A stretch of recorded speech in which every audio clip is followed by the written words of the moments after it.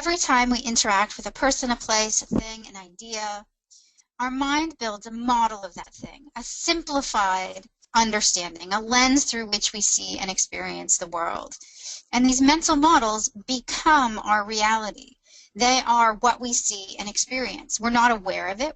We're not aware that we are leaving things out. We're not aware that we're not paying attention to some things and others.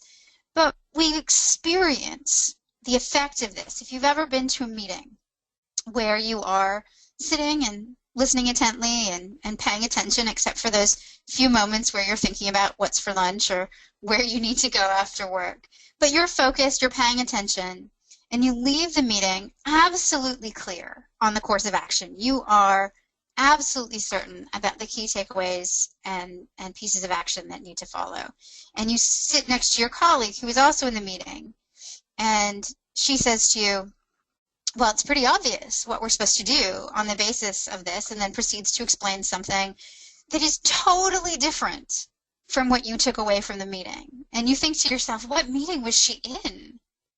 Well, she has a very different model, a different experience of that meeting than you do. And this is just a function of how our minds work. Now, mental models aren't unhelpful. They're actually incredibly valuable.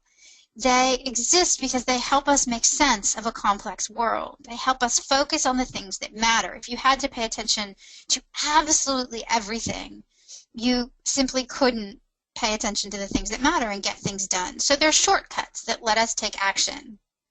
If you think about this distant relative here, thinking about if he had to start from first principles when he saw the saber-toothed cat and think to himself, well, that's a mammal and it has big teeth and some mammals are friendly and some of them aren't.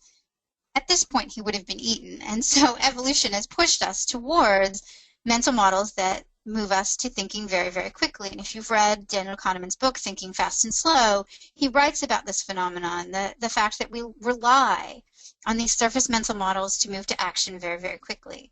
So they're not bad. They allow us to function in the world. But they can be dangerous.